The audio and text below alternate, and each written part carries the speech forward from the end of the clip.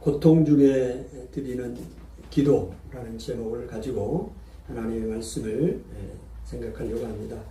시편은 우리 인생의 축소판이다라고 말할 수가 있습니다. 왜 그럴까요? 오늘 우리가 이 땅에 살아가면서 당하는 수많은 그런 환난들, 또 고난들, 그런 고난들이 오늘 시편에 다 녹아 있기 때문에 그렇습니다. 오늘 시편 88편 읽었고요. 또 89편에 나와 있는 저자는 이제 헤만과 에단이라는 사람인데요. 이 헤만과 에단이 에스라인인데 이들이 그 극심한 고난, 마치 죽임을 당하여 무덤에 던져진과 같이 소망의 빛이 전혀 비치지 않는 그 같은 상황 가운데서 어떻게 그 상황을 대처하고 해나갔는가를 살펴보기를 원하고, 또 우리 인생 가운데서도 이 헤만과 또 에단처럼 이런 고난 가운데 있을 수 있습니다. 그런 상황 가운데서 어떻게 우리가 또 이 부분을 대처해 갈 것인가, 시편을 통해서 은혜를 나누고자 합니다. 이 시인이 오늘 고통의 밤 가운데 있습니다. 어떤 고통을 당하고 있느냐. 우리가 일반적으로 하나님을 믿는 사람, 또 하나님의 자녀들은 고난이 없을 것이라고 생각하는데요. 그 말이 맞나요? 우리 손미익 선생님 성경 공부를 잘하셔서. 처음 믿는 사람들은요. 예수님 믿는데 무슨 고난이 있느냐고 그래요. 좋은 일, 장밋빛대로만 펼쳐질 거라고 생각하는데 그건 성경적이지 않습니다. 그럴 수도 있어요. 하나님이 은혜를 주셔서 우리의 삶이 평탄할 수도 있지만 그 길만이 있는 것이 아니고 고난이 있다. 그래서 시편 기자가 이 고난을 오늘 88편을 읽었는데요. 여기서 무슨 평안이 있습니까? 지금 18절까지 읽었는데 전부 처음부터 끝까지 고난이에요. 고난. 이 사람 잘 하나님 믿는 사람이에요. 이 시편 기자가요. 그럼에도 불구하고 그의 삶에 이런 어려움이 있었다는 것을 이야기합니다. 오늘 하나님의 자녀인 우리들에게도 이 땅에서요, 이와 같은 고난을 당하고 삽니다. 아멘. 산다고요. 그걸 알아야 돼. 그걸 아시고, 그러면 어떻게 그 부분을 대체해 갈 것인가를 찾아야죠. 그냥 왜 하나님의 자녀인 나에게 이런 고난이 있느냐고 그렇게 의문을 제기를 하면 끝이 없습니다. 오늘 성경에도 그런 의문을 제기한 사람들이 많이 있어요. 성경 저자들 중에서도. 그러나 궁극적으로 그들이 다시 이 하나님의 은혜를 깨닫고 하나님의 뜻을 깨닫고 고난이 우리에게도 있구나. 그게 이제 하나님의 은혜일 수 있구나. 오히려 은혜구나. 이렇게 깨달음을 갖고 나아가는 사람들이라는 것이죠. 오늘 시편 88편, 89편도 마찬가지입니다. 오늘 읽기는 88편만 읽었지만 89편, 90편까지 걸쳐서 말씀을 나누고자 합니다. 이 수월에 내려가는 자 같은 고난이 있어요. 이 수월은 음부라고 하죠. 죽은 사람이 가는 곳을 수월이라고 합니다. 옛날에는 음부라고 표현을 했죠. 그러니까 마치 우리가 쉽게 표현을 하면 지옥에 가는 것과 같은 그런 어려움을 경험하고 있었다. 88편 3절에서 5절에 보니까 나의 영혼에는 재난이 가득했다고 그랬어요. 하나님을 믿고 사랑하는 사람, 이 시인에게 재난이 가득했다고 말하고 있고요. 나의 생명은 수월에 가까웠다. 내 생명이 수월, 음부, 지옥에 가까운 것처럼 되어버렸다. 그리고 무덤에 내려가는 자 같이 인정되었다. 이 무덤에 내려간다는 것은 죽는다는 거 아닙니까? 무덤에 내려가는 자. 그러니까 얼마나 지금 이 시인이 고난 가운데, 고통 가운데 있는가를 지금 보고 있는 것입니다. 그리고 힘없는 용사같이 되었다. 용사가 힘이 있어야 되는데 힘이 다 이제 빠졌어요. 힘없는 용사같이 되었고 죽은 자 중에 던진 바 된 자같이 되어버렸습니다. 사람들이 죽어 있는데 거기에 던져진 바가 되었고 죽임을 당하여 무덤 가운데 내려간 자같이 누워있는 자같이 되어 있습니다. 그러면 이 사람이 무슨 소망이 있습니까? 이만큼 고난이 있었다는 거죠. 그리고는 주님께서 그들을 다시는 기억하지 않고 또 주에게서 끊어진 자 같이 되었다라고 자기 자신이 이 시편 88편의 저자인 에스라인 해만이 그렇게 자기 자신에 대해서 이야기를 하고 있고요. 또 이거를 좀 더 확대하면 국가적으로도 이런 어려운 가운데 있다라고 이야기를 하고 있습니다. 그 다음에 더 힘든 것은 오늘 우리가 악인들로부터 고난을 당해도 힘든데요. 하나님으로부터 고난을 당하면 더 절망스럽습니다. 그러지 않겠어요? 하나님으로부터 고난을 당했는데 누구에게 도움을 요청하겠습니까? 소망이 없는 거예요. 그런데 분명하게 이 시인은 주님께로부터 이런 고난이 왔다고 이야기를 합니다. 그 내용이 6절부터 9절까지 나와 있습니다. 주께서 유다 백성을 깊은 웅덩이와 어둡고 음침한 곳에 두었다. 깊은 웅덩이에 빠지면 나올 길이 없습니다. 스스로 나올 수가 없어요. 그런데 그걸 누가 했다고요? 누가 했다고요? 주께서, 하나님께서 그렇게 자기를, 이 나라를, 유다를 그렇게 했다는 거 아닙니까? 그래서 깊은 웅덩이와 어둡고 음침한 곳에 두셨고 주의 노가 심히 나를 누른다. 이 나를 누른다는 것은 마치 우리 어린아이, 이 꼬마 있는데요. 육중한 어른이 그 아이 위에서 그냥 찍어 누르는 겁니다. 그런 표현입니다. 주의 노가 나를 심히 눌렀다고 그래요. 그리고 이제 눌렀고 주의 모든 파도가 나를 괴롭게 했다. 얼마나 지금 이 시인의 상황을 우리가 상상해 볼 수 있습니다. 그리고 주께서 내가 아는 자들을 다 멀리하게 했어요. 다 떠나게 했어요. 내가 아는 자들을 다 떠나게 하셨고 주님이 그렇게 하셨다는 겁니다. 그리고 나를 아는 자들에게 내가 가증한 것이 되게 했어요. 전부 나를 가증한 사람으로 봅니다. 여러분 이런 거를 좀 보면 오늘 이 세상에서도 잘 나가던 사람들, 아주 유명한 사람들, 어느 날 갑자기 모든 사람이 그 사람을 좋아했는데 지금은 막 다 가증한 사람처럼 여겨요. 그런 거 보잖아요. 유명한 가수도 그렇고 유명한 설교가도 그렇고 너무너무 많은 팬들이 있잖아요. 그런데 어느 날 아침부터 그냥 가증한 사람이 되어버렸어요. 우리가 현실로 보고 있잖아요. 근데 하나님이 그렇게 이 시인을 그렇게 하셨다는 거 아닙니까? 지금 주께서 내가 아는 사람을 다 멀리하게 하고 내가 그들에게 가증한 것이 되게 하셨다. 하나님이 그렇게 하셨다고 말합니다. 그래서 나는 갇혀서 나갈 수가 없고 갇혀 있습니다. 나갈 수가 없고 곤란으로 말미암아 내 눈이 쇠하였다. 그러면 시력이 떨어지는 것도 곤란으로 인해서 많은 극심한 스트레스로 인하여 발음이 잘 안 된다고 우리 아이자매가 눈을 찡긋하는데 어쩔 수가 없어요. 발음이 잘 안 될 수 있어요. 이해하세요. 왜 극심한 고난 이 스트레스로 인해서 눈이 쇠약해질 수도 있다. 성경은 이야기를 합니다. 그렇게 어려운 가운데 있다라고 이야기를 하고 있습니다.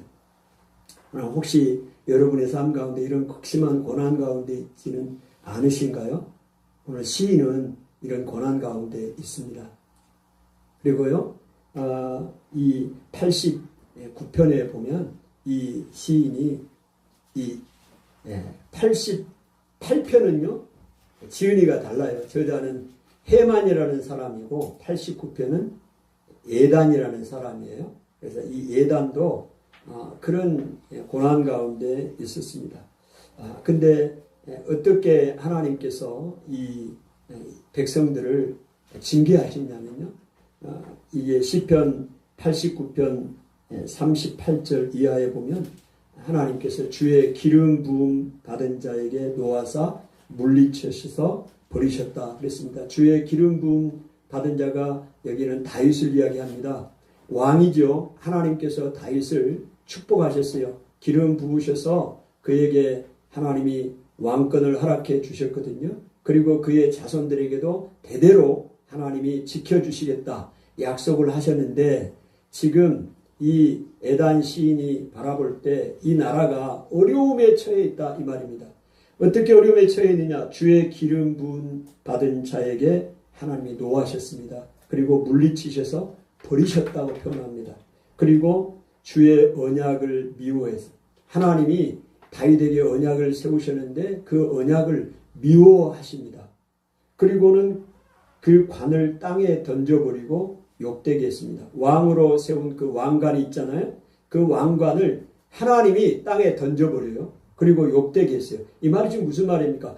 하나님이 세운 다윗, 그 이스라엘을 하나님이 버렸다는 겁니다. 그리고 그 왕관을 땅에 던져버리고 욕되게 했다는 겁니다. 지금 고난 가운데 있는 거예요. 한 나라가, 개인뿐만이 아니라 한 나라가 지금 어려운 가운데 처해 있다는 것을 이 시인이 이야기를 하고 있습니다. 40절에 보면 그의 울타리를 하나님이 걷어버렸어요. 하나님이 울타리를 쳐서 보호해 주셨잖아요. 하나님이 울타리를 쳐서 우리를 보호하십니다. 그런데 이스라엘 그 울타리를 하나님이 걷어버렸고 그 다음에 그의 요새를 무너뜨려 버리셨어요. 그러니까 울타리를 파괴해 버리셨고 그 요새, 강한 요새를 무너뜨려 버렸습니다. 그리고 길로 지나가는 자들이 다 탈취하게 했어요.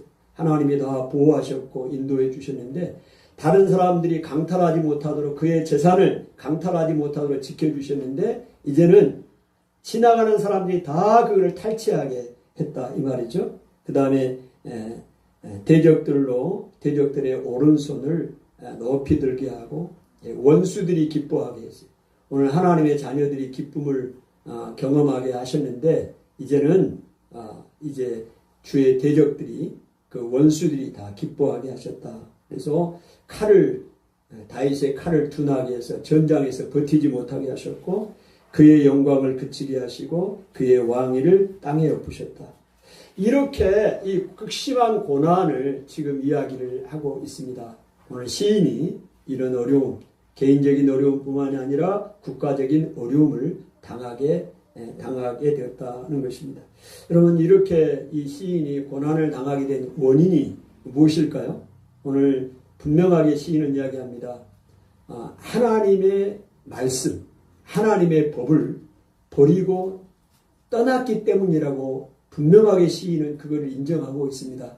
오늘 예단 시인이나 해만 시인이나 또 이스라엘 백성들이 왜 이런 어려움, 극심한 고난을 하나님을 믿는 자녀들이 하나님을 믿는 백성들임에도 불구하고 이런 고난의 시간을 하나님이 허락하셨나?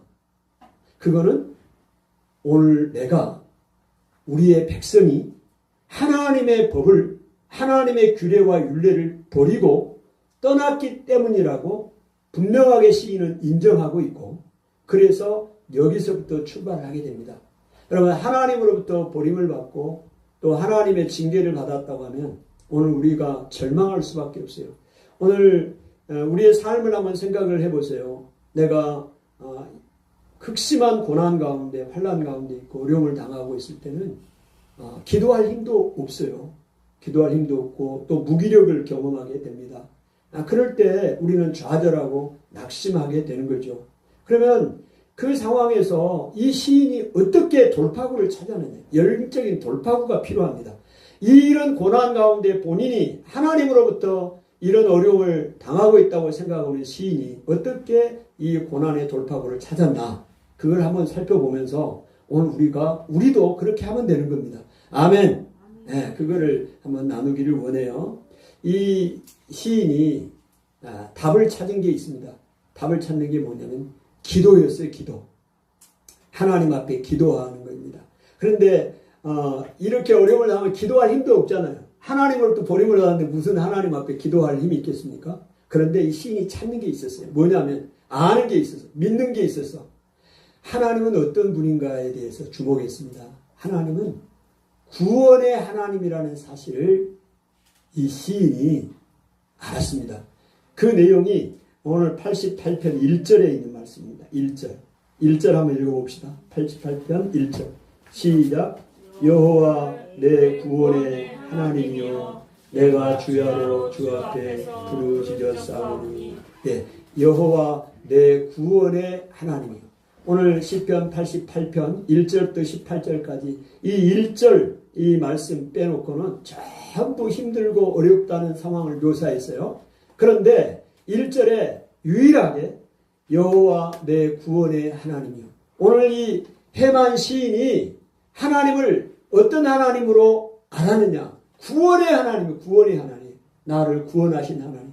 지금 내가 이렇게 힘들고 하나님 앞에 징계를 받고 있는 상황이지만 하나님은 나를 구원하신 하나님이시다. 이거를 붙잡았습니다.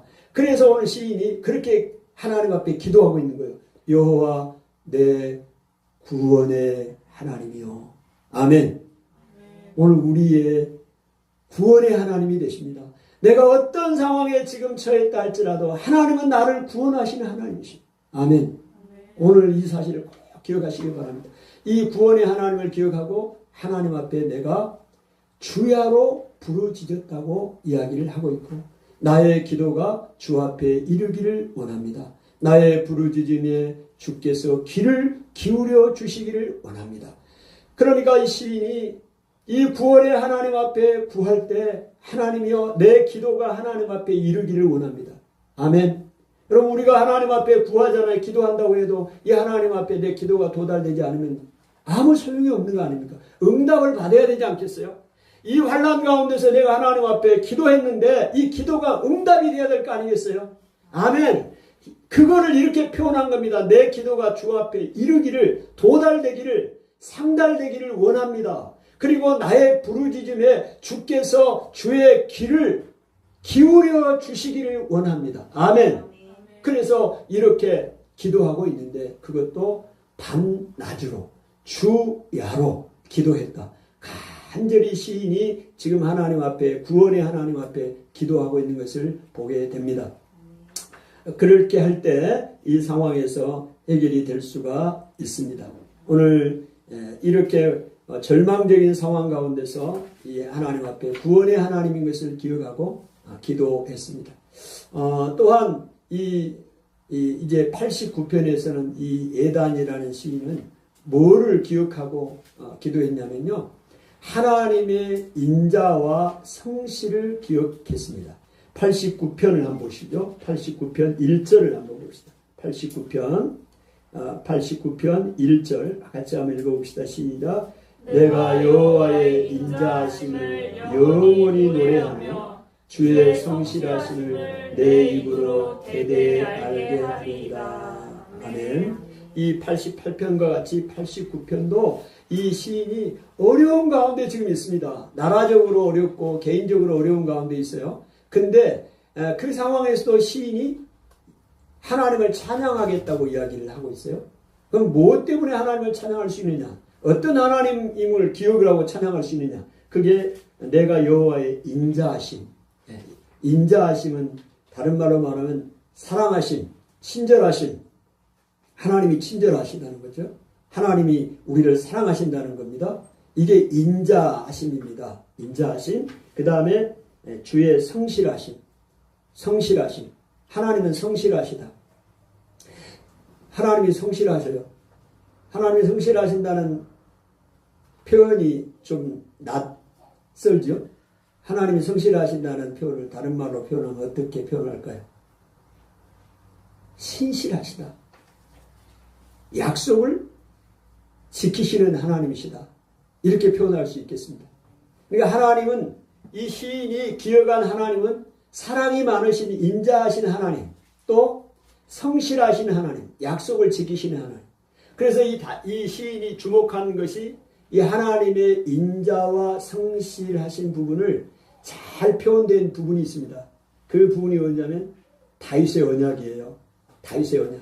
이 다윗의 언약은 사무엘하 7장에 나와 있는 하나님께서 다윗에게 약속하신 언약입니다.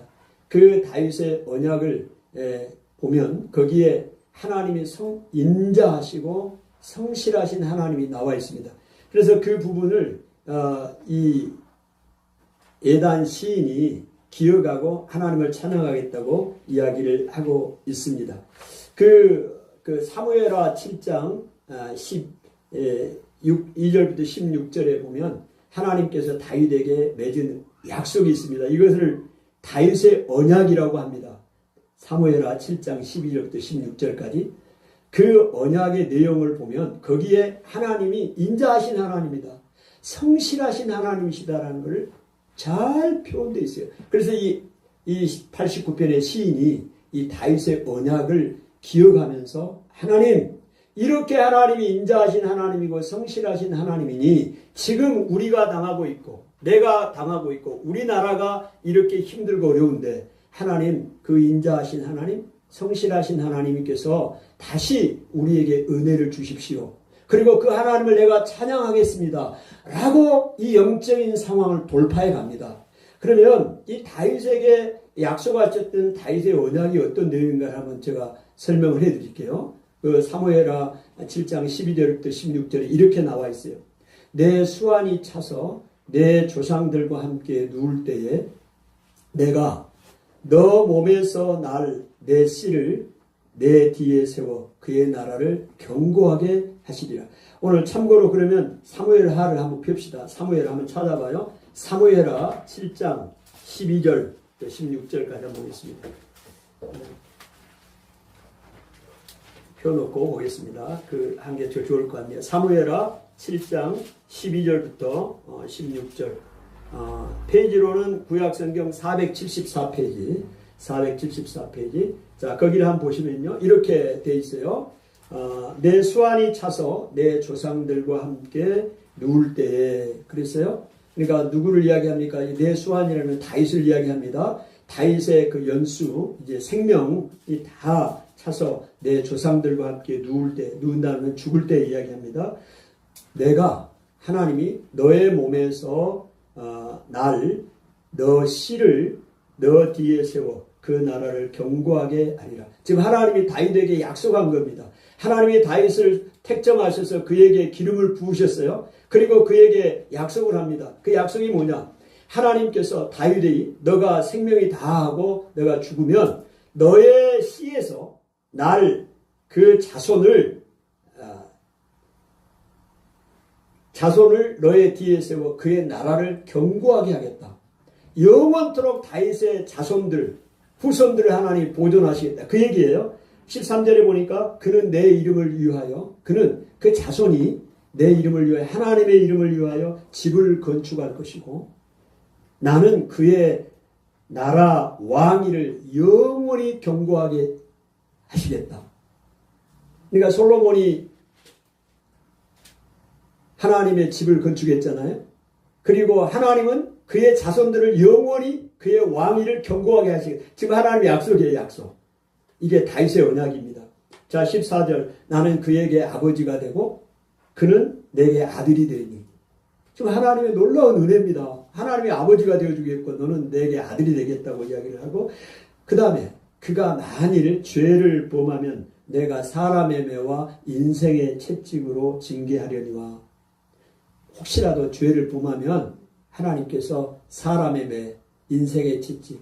그러면 사람의 매와 인생의 채찍이 뭘까요? 사람입니다. 사람으로 회초리를 드는 겁니다. 인생으로 회초리를 드는 거예요. 그러니까 혹시라도 너희가 하나님 앞에 죄를 범하면 하나님이 어떻게 징계하겠다고요? 사람을 통해서.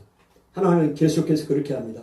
다른 나라를 통해서, 사람을 통해서, 인생의 채찍을 통해서 하나님의 징계를 하시겠다고 이야기합니다.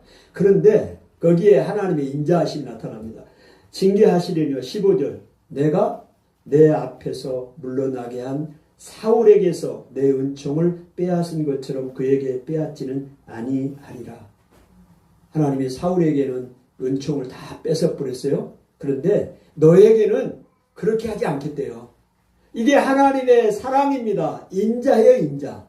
그러니까 이 시인이 이 말씀을 다윗에게 하나님이 약속했더니 다윗의 언약을 기억하면서 하나님, 이렇게 하나님의 인자의 하나님이시고 약속을 지키시는 성실하신 하나님 아닙니까? 16절에 내 집과 내 나라가 내 앞에서 영원히 보존되고 내 왕위가 영원히 견고하리라 하셨다 하라. 이게 다윗에게 약속한 건데요. 여기서 성실하신 하나님은 어떤 하나님이냐? 오늘 다윗에게 이 약속을 하셨잖아요. 근데 다윗은 죽었습니다. 그리고 다윗의 자손이 그 나라가 견고해지고 왕위가 영원히 보존되리라고 하나님이 약속해 주셨잖아요. 그런데 그게 진행됐나요? 진행이 됐습니다. 하나님이 그렇게 하셨다니까. 다윗을 통해서 그 왕들이 쭉 나왔잖아요. 그리고 누가 나왔어요? 예수 그리스도가 나왔습니다. 다윗의 후손을 통해서. 그리고 예수 그리스도를 통하여 우리가 구원받게 됐잖아요. 수많은 하나님의 백성들이 생겼잖아요. 그러니까 하나님께서 다윗에게 약속하셨던 그 약속을, 다윗은 죽었지만 그 자손들을 통해서 왕이 견고하게 세워졌고, 결국은 예수 그리스도가 다윗의 자손으로 와서 왕이 되었고, 만왕의 왕이 되었고, 온 인류를 구원하게 됐잖아요. 그러니까 하나님은 그의 약속을 신실하게 지키시는 하나님. 오늘 신약 시편 기자가 표현한 것처럼 성실하신 하나님입니다. 아멘. 그리고 이 다윗 목동 아니었습니까? 다윗은 목동이었어요. 예루살렘에 태어난 사람도 아니었다고요. 목동이요, 목동. 일개의 목동이었어요. 근데 하나님이 다윗을 찾았어요. 찾아가서 그에게 기름을 부으셨다고요. 아멘. 그리고 이스라엘의 왕으로 세웠고 그의 나라를 견고하게 하겠다고 하나님이 약속해 줬잖아요. 이게 하나님의 인자지요. 인애지요. 사랑이잖아요. 아멘.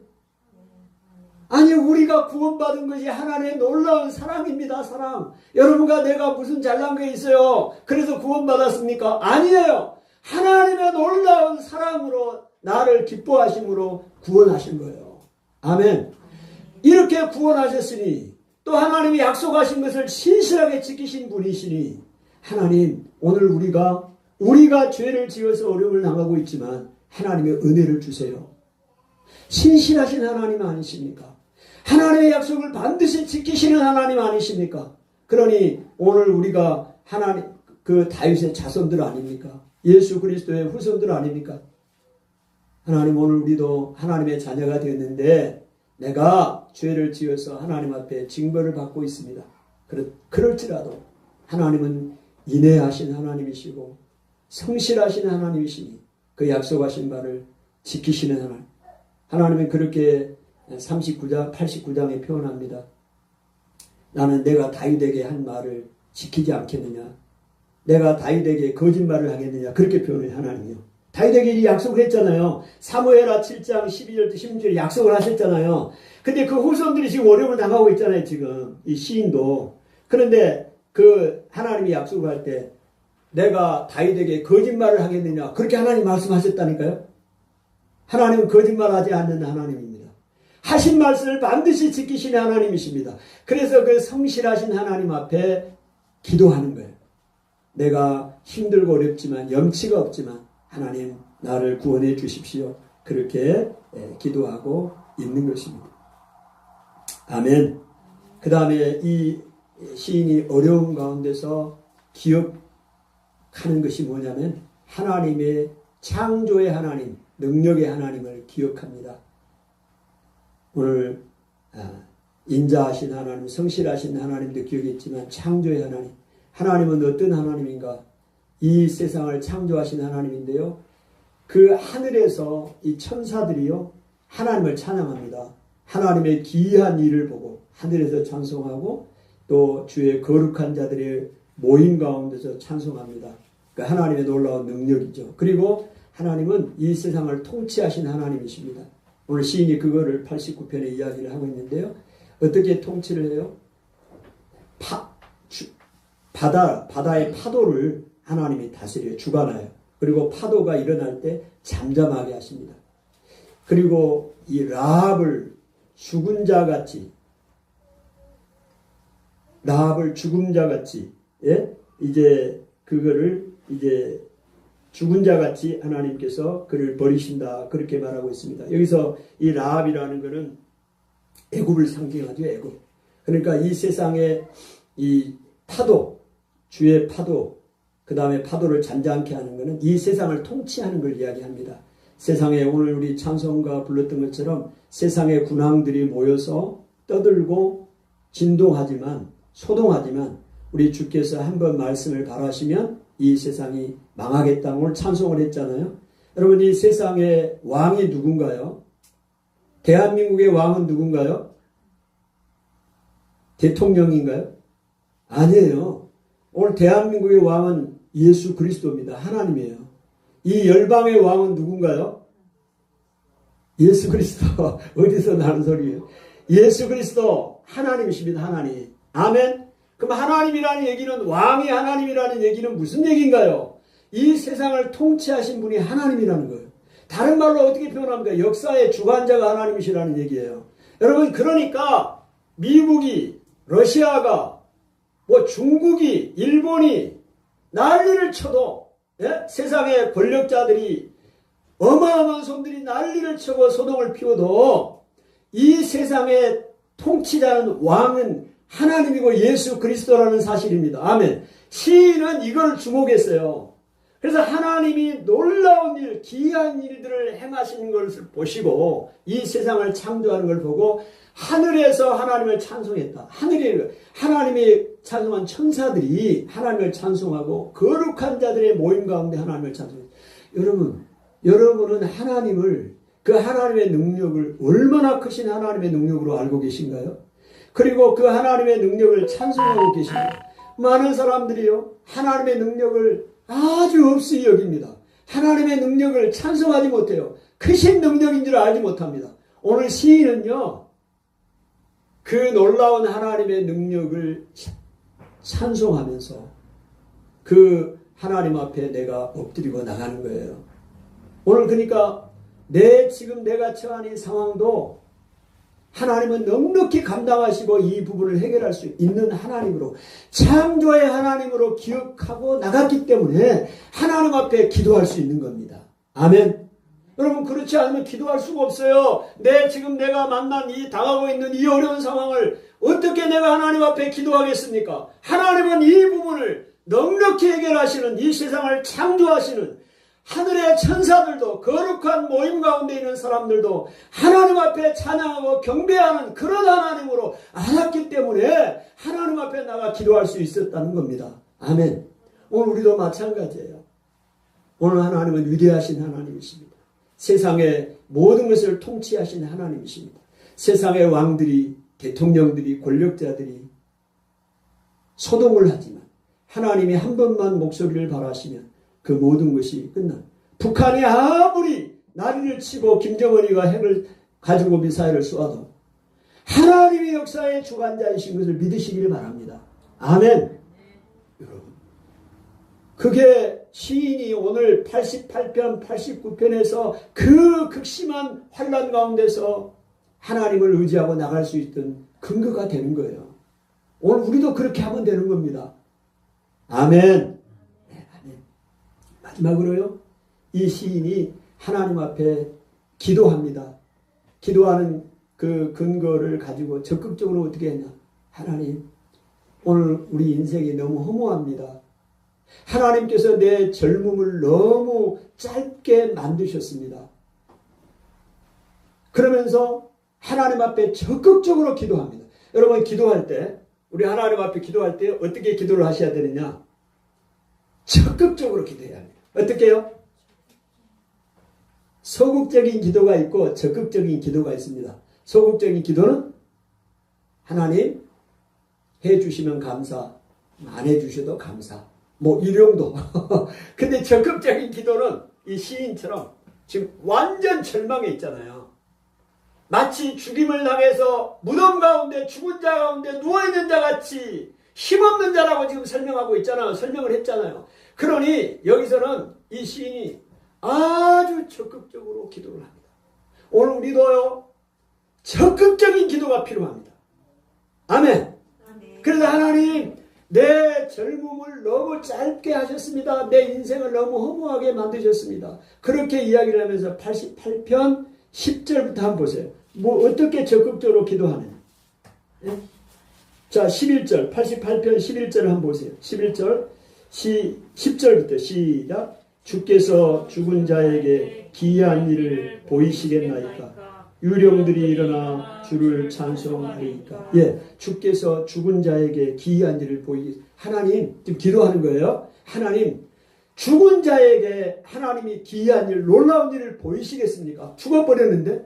그 다음에 유령들이 일어나 주를 찬송하겠습니까? 죽은 자들이 일어나 주를 찬송하겠습니까? 11절, 주의 인자하심을 무덤에서 주의 성실하심을 멸망 중에 선포할 수 있으리까. 하나님의 그 인자하심을 무덤에서 찬송할 수 있겠습니까? 주의 그 성실하심을 멸망 중에서 선포할 수가 있겠습니까? 12절, 흑암 중에서 주의 기적과 이즘의 땅에서 주의 공의를 알 수 있으리까. 흑암, 이즘의 땅, 죽었습니다. 이즘의 땅이라고 표현하고 있는데 죽었어요. 그곳에서 주의 공의와 주의 기적을 우리가 알 수 있게 됩니다. 무슨 얘기입니까? 하나님, 저 죽으면 소용없어요. 저 살아있을 때 하나님 은혜를 주세요. 아멘. 아멘. 아니면 이게 적극적인 기도라고요. 하나님, 죽었는데 내가 하나님의 놀라운 기사를 어떻게 할 수 있겠습니까? 죽은 사람이 어떻게 하나님을 찬송할 수 있겠습니까? 죽으면 소용없어요. 이게 여러분, 이게 부활이 없다는 얘기가 아니고 지금 우리의 인생에 내가 이 생명이 끝나면 이 얘기는 무슨 얘기? 살아있는 동안에 하나님 은혜를 주세요. 살아있는 동안에 이 어려운 가운데서 벗어나게 해주세요. 아멘. 여러분, 그렇게 기도할 수 있기를 축복합니다. 아멘. 적극적인 기도. 시인이 그렇게 기도했다면 우리도 기도하면 되는 거예요. 나는 이렇게 기도하면 안 되나? 아니, 기도하세요. 아까는 그러면 기도할 힘이 없을 수 있는, 아까 이야기했잖아요. 하나님은 구원의 하나님이고 인자하신 하나님이고 성실하신 하나님이고 창조의 하나님이다. 통치하신 하나님이다. 그 하나님을 기억하시고 그렇게 기도를 하시면 됩니다. 아멘. 인생에 너무 우리가 짧으니 하나님께서 내 인생을, 내 젊음을 짧게 만드셨사오니 하나님 도와주세요. 은혜를 베풀어 주세요. 이야기를 하고 있는 거예요. 여러분, 시편 90편에 모세가요. 시편 90편은 모세가 기록을 했는데 모세도 이 인생의 짧음을 이야기하고 있고요. 그래서 하나님 은혜를 베풀어 주세요. 위대한 모세 아닙니까? 그 모세가 광야 40년 동안 이스라엘 백성을 인도해 오는 가운데 이스라엘 백성이 계속해서 하나님 앞에 범죄함으로 하나님의 진노를, 민족적인 진노를 당하게 됐잖아요. 그럴 때 모세가 이 하나님 앞에 기도하는 내용입니다. 시편 90편 4절에 보니까 3절에 보니까 이렇게 이야기합니다. 주께서 사람을 티끌로 돌아가게 하시고 그 다음에 말씀하시되 너의 인생들은 돌아가라 하셨습니다. 여러분, 돌아갑니다. 어디로 돌아가요?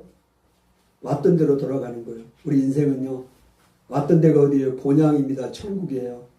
그러니까 우리 인생이요, 티끌로 돌아가라 하나님 말씀했어요. 티끌, 흙이잖아요. 흙으로 돌아가라고 말씀하셨고 너의 인생들은 돌아가라. 어디로? 본향으로. 본향, 본래의 고향입니다. 본래의 고향은 이 세상이 아니에요. 아멘. 혹시라도 이 세상이 내 고향이라고 생각하는 사람이 있습니까? 아니요. 성경 그렇게 이야기해요. 우리는 여기 나그네입니다. 나그네. 본향이 있어요. 돌아갈 본향이 있어요. 그 본향이 어디? 하늘나라. 아멘. 그것으로 돌아가라 말씀했잖아요. 너 인생은. 그렇게 말씀하셨고 주의 목전에는 천년이 어젯밤 같아요. 어젯밤 여러분 다 주무셨잖아요. 얼마나 짧아요. 주의 목전에는 천년이, 우리의 천년이 어젯밤과 같고 밤의 한순간 어제와 같고 지나간 어제 같으며 밤의 한순간 같을 뿐입니다. 너무 밤의 한순간이 너무 짧잖아요. 그러니까 우리 인생이 너무 짧습니다. 지금 모세가 하나님 앞에 그런 기도를 하고 있습니다. 그래서 90편 5절에 잠깐 자는 것 같으며 그 다음에 아침에 돋는 풀과 같습니다. 우리 인생이. 그러면서 9절에 우리의 모든 날이 주의 분노 중에 지나가며 우리의 평생이 순식간에 다하였나이다. 모세가 이야기합니다. 오늘 우리의 모든 날이 주의 분노 중에 지나가며 우리의 평생이 순식간에 지나갑니다. 지나갔다고 이야기합니다. 10절 우리의 연수가 70이요 강건한 80일지라도 그의 연수의 자랑은 수고와 슬픔뿐이요 신속히 가니 우리가 날아가는 것 같습니다. 우리에게 우리날 계수함을 가르치사 지혜로운 마음을 얻게 하소서. 여러분, 제가 전도를 하다가 92세 되신 어르신을 만났어요. 제1교포더라고요.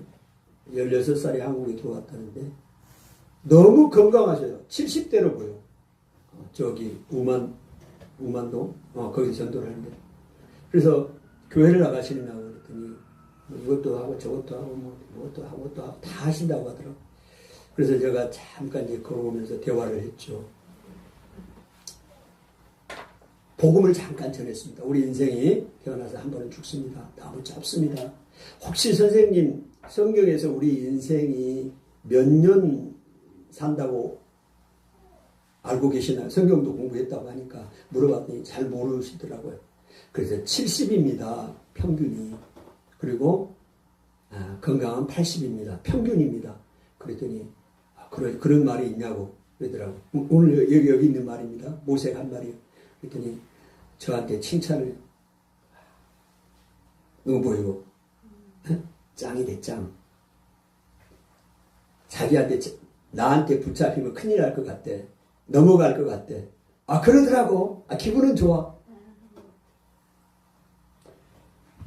그분이 뭐에 좀 쇼킹해 했을까 생각해보니까 92세잖아요. 건강하셔. 작년에 아주대 가서 뭐 이렇게 좀 아팠다고 하더라고요. 건강하셔.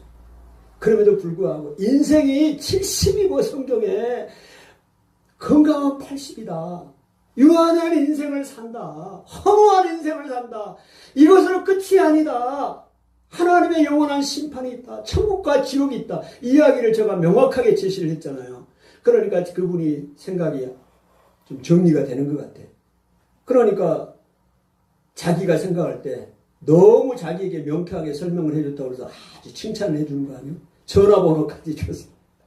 네? 전화번호까지 주고 김선생이라고. 오늘 성경은 모세는 이야기합니다. 오늘 우리의 모든 날이 주의 분노 가운데 지나고 우리 평생이 순식간에 다하였다. 순식간에 다했습니다. 그리고 우리의 사람의 인생의 연수가 70이고 강건한 80일지라도 그 자랑은 뭐예요? 70, 80을 살았는데 그 자랑이 뭐냐고. 수고와 슬픔뿐입니다. 아멘. 아닌가요? 장로님 아닌가요? 수고와 슬픔뿐이에요. 신속히 가니 우리가 날아가는 것 같다고 이야기합니다. 여러분 우리 인생이요 너무 허무합니다. 영원히 살지 않습니다. 영원히 살지 않아요. 네? 어떻게 생각하면 와 상상이 잘 안 가. 20년 앞으로 20년 30년 있으면 없어요. 저도 이 세상이 없다고요. 없다고 생각해요. 이게 상상이 안 되는 거지. 내가 이 세상을 떠난다는 거 여러분 상상이 갑니까? 이게 현실적으로 와 닿냐고요. 근데 앞으로 20년, 30년 없어요. 없어. 죽어요. 아멘. 아니에요? 아니요. 오늘 시인이 하나님 앞에 이 부분을 붙잡습니다. 하나님께서 우리의 젊음을 짧게 하셨습니다. 허무하게 창조하셨습니다. 우리 인생이 70이고 강건한 80이지만 그 자랑은 수고와 슬픔뿐이고 신속히 갑니다. 하나님이여 그러니 저에게 은혜를 주세요. 도와주세요. 이 땅에 살아가는 동안 하나님의 은혜를 경험하고 살기를 원합니다. 죽은 자가 무슨 하나님의 놀라운 기사를 보겠습니까?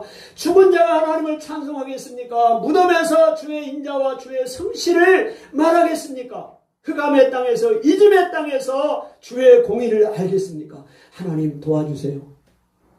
적극적으로 기도하는 거예요. 아멘. 아멘. 오늘 시편 88편, 89편, 90편을 통해서 오늘 고난 가운데 어떻게 시인이 이 부분을 극복하고 대처해 나갔는가를 보시기를 바랍니다. 마지막으로요. 오늘 이 시인이 적극적으로 기도하는데 어떻게 기도의 패턴이 있습니다. 여러분 적극적으로 기도하는 말은 할 수 있죠. 적극적으로 기도하면 되지. 하면 되지. 뭐 어떻게 할 건데 도대체가? 한 달에 한 번? 아니면 주일에 나와서 한 번? 우리 이제 함께 기도할 때 그때 한 번? 뭐 그것도 대단한 거죠. 안 나온 사람도 있고 뭐 기도도 안 한 사람도 있는데 평생 교회를 나간 예수 믿는다고 하면서도 기도 한 번도 안 한 사람도 있고 다양합니다. 그러나 오늘 우리가 시인이 이 어려운 상황과 어떻게 기도합니까? 자 보세요. 1절을 한번 보세요. 1절 88편 1절 88편 1절 시작. 여호와여 내 구원의 하나님이여 내가 주야로 주 앞에 부르짖었사오니. 주야 모르신 분 있습니까? 낮 주 밤 야입니다. 낮과 밤에 낮에 기도하고 밤에 기도했다 이 말이에요. 아멘. 낮에 기도했으니까 됐지 뭘. 아니요. 낮에 기도해도 안 돼. 저녁에 또 하는 거. 왜? 지금 이 어려운 가운데 있는데 하나님 앞에 내가 농대 입히고 기도할 수 없어. 나는 한 번 딱 기도해도 하나님이 다 해결해 주니까 뭐 그러면 얼마나 감사하겠어요. 그게 안 되신 분들은 낮에도 밤에도 아멘. 시인이 기도했어요. 아멘입니까? 9절 보세요.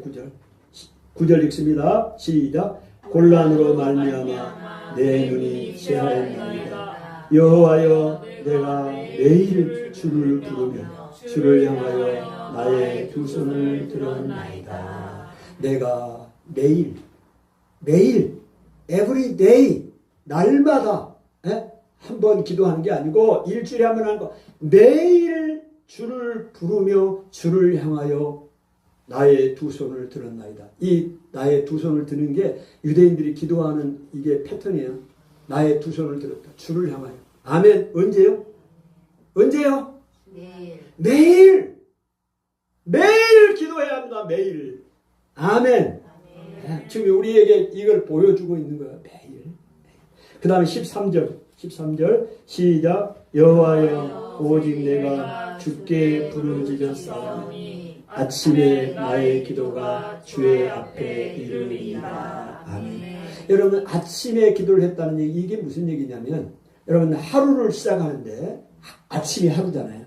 하루 일과를 시작하기 전에 하나님 앞에 기도하고 시작하니까 하루를 시작하면서 하나님 앞에 기도하면서 시작하는 거예요.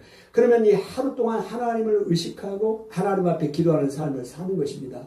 그래서 오늘 시인이 밤과 낮에도 기도하시고 저녁에도 기도하고 또 그걸 매일 기도하고 아침에도 기도하고 하나님 하루를 맡기면서, 그러니까 우리의 모든 순간순간에서 하나님 앞에 기도하고 살아가는 겁니다. 적극적으로 그렇게 기도하고 살 때 하나님의 은혜를 경험하게 되는 것입니다. 아멘. 하나님